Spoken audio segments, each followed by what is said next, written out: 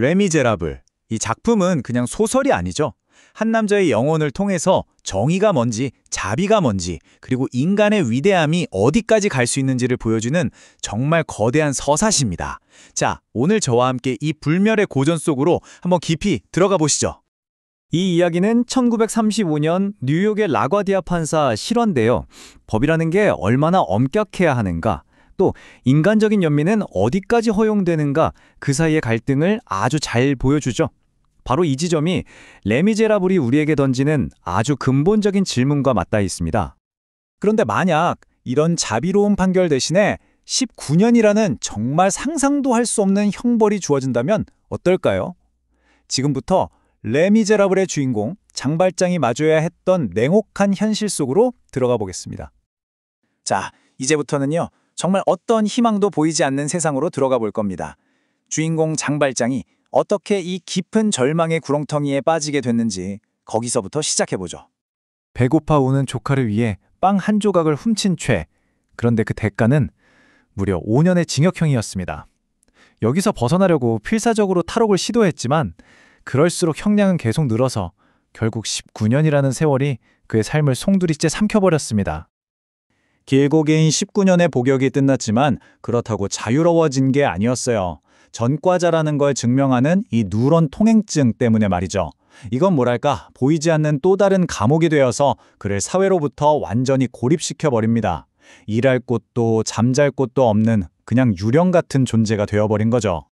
장발장의 인생은요, 정말 다양한 인물들과 얽히고 설키면서 이야기가 만들어져요. 미리엘 주교는 그에게 구원의 빛을 보여주고 자베르 경감은 과거의 그림자처럼 그를 계속 따라다니죠. 그리고 팡틴과 코제트는 그가 목숨 걸고 지켜야 할 새로운 희망이자 약속이 됩니다. 세상한테 완전히 버림받은 장발장.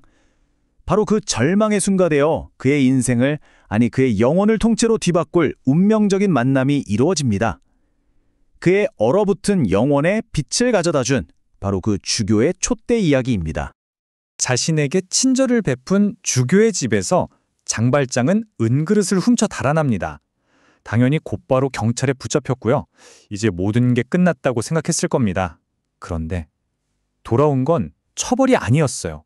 상상조차 할 수 없었던 정말 완전한 용서였습니다.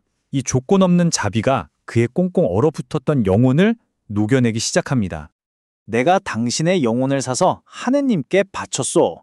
주교의 이 말 한마디가요, 장발장의 남은 인생을 이끌어갈 뭐랄까, 일종의 절대적인 지침이 된 겁니다.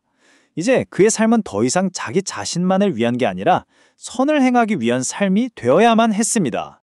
주교가 베푼 자비라는 씨앗이 이제 장발장의 삶에서 어떻게 뿌리내리고 자라나는지, 그가 어떻게 완전히 새로운 사람으로 다시 태어나는지, 그리고 어떤 새로운 약속을 하게 되는지 한번 같이 보시죠.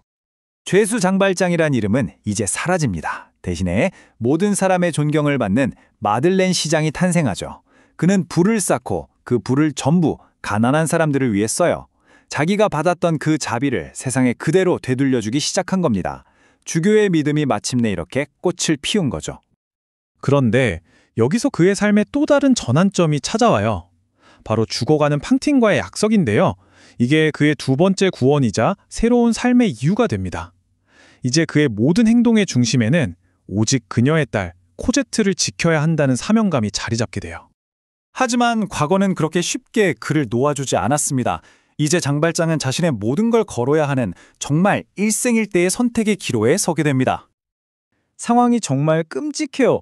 엉뚱한 사람이 장발장으로 몰려서 체포된 거죠. 자, 여기서 마들렌 시장은 어떤 선택을 해야 할까요? 침묵하고 시장으로 남아서 수많은 사람을 계속 도울 것인가? 아니면 모든 걸 버리고 진실을 밝혀서 단 한 명의 무고한 사람을 구할 것인가? 정말 엄청난 딜레마죠? 그의 선택은 단 하나였습니다. 수백 명을 위한 선행보다 단 한 명에 대한 정의를 지키는 것. 그는 결국 법정에서 자신의 진짜 정체를 밝히죠. 시장으로서의 삶, 자유, 그 모든 걸 내려놓습니다. 자, 이제 이야기의 마지막 장입니다. 처음에 미리엘 주교가 심었던 그 작은 자비의 씨앗이 기억나시죠?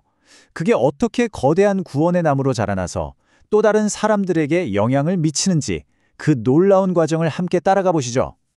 그의 마지막 모습은 정말이지 완벽한 이타심 그 자체입니다.